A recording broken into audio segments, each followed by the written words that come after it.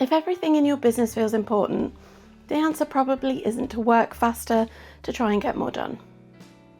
Because when you've got customers needing things, work to deliver, emails piling up, and a list of things you know you should be doing to improve your business, it's very easy for everything to start feeling urgent.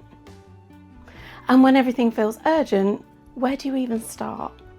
So instead of immediately trying to do more, I want you to ask yourself 5 questions. They'll help you work out what actually needs your attention and what can wait. Hi, I'm Marie from Next Steps for Business, where I help small business owners work out what will make the biggest difference to their business and improve it one step at a time. So let's start with the first question. Question 1 is, what actually happens if I don't do this today? When you've got a long to-do list, everything on it can start to feel urgent. But there's a difference between feeling urgent and there being a genuine consequence if something doesn't get done today. So take the thing you're about to spend your time on and ask yourself, what happens if I don't do this today? Will a customer be left waiting? Will you miss a deadline? Will it stop somebody else from being able to do their job? Will there be an actual consequence? Or have you just decided that it needs doing today? Because we're quite good at creating our own deadlines. Something gets added to the list and we decide we'll do that today. And it suddenly becomes another urgent task that we're rushing to complete. That doesn't mean the task isn't important. You might absolutely need to do it. But perhaps it could be done tomorrow, or later this week, or next week. And when you've got too much to do, separating genuine urgency from things that can wait gives you somewhere to start.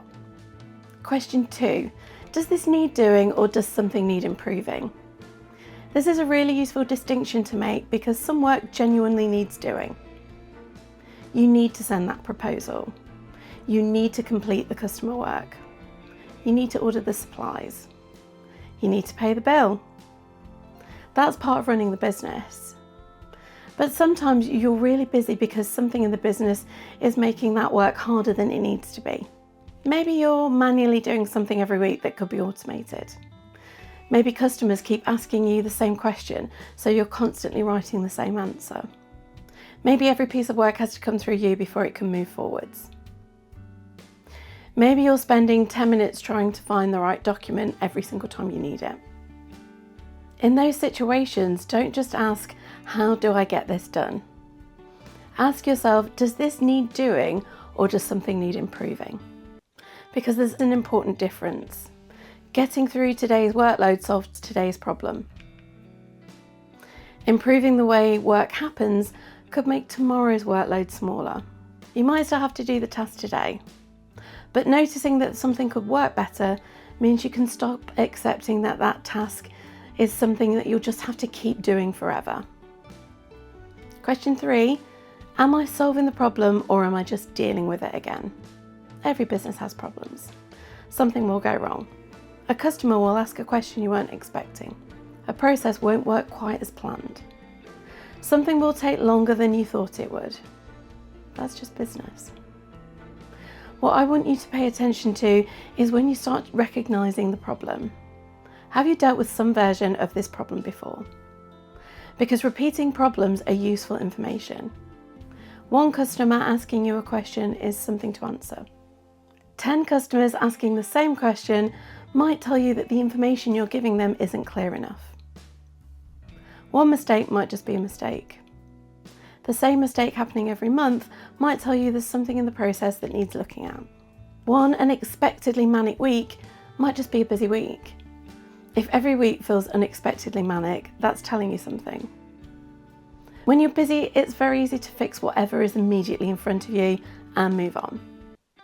The problem's been dealt with, back to work.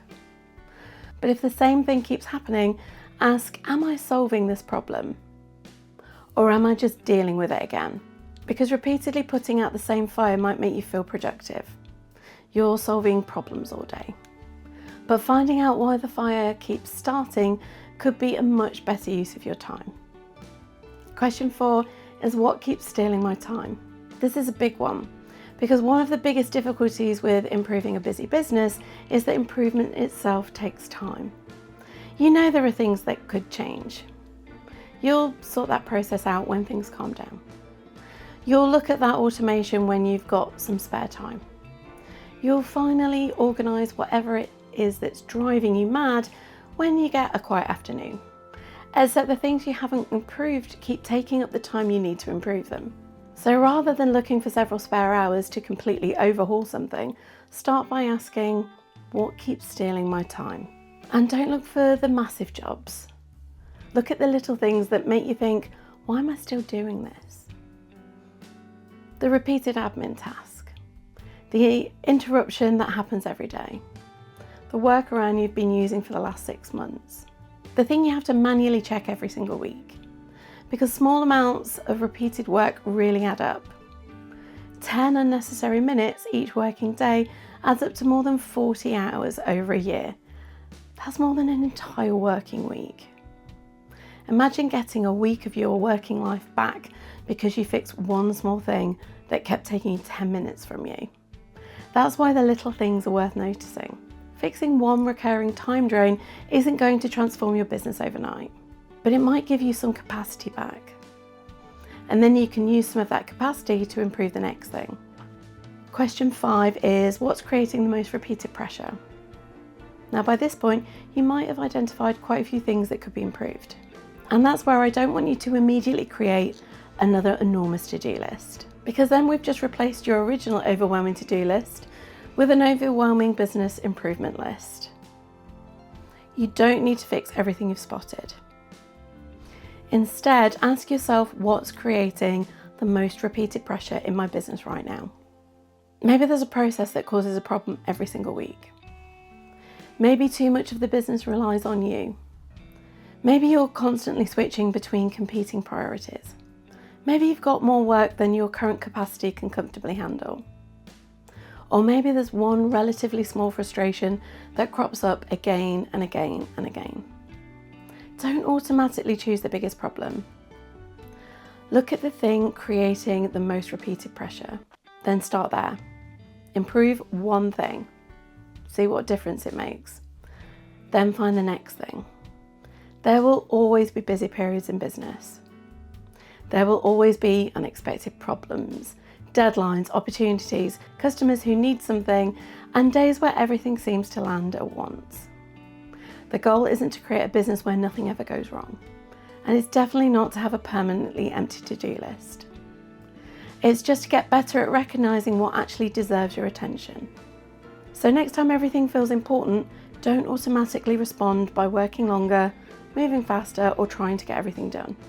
Ask yourself, what actually happens if I don't do this today? Does this need doing, or does something need improving? Am I solving the problem or just dealing with it again? What keeps stealing my time? And what's creating the most pressure? You don't have to tackle all 5 questions at once. Sometimes one of them will be enough to make you look at what's going on a bit differently. Because the next thing your business needs might not be more of your time. It might just be one well-chosen improvement. If you want more practical ways to work out what your business needs next, subscribe. And as always, well done for taking some time to work on your business and not just in your business with me today. I'll catch you on the next one.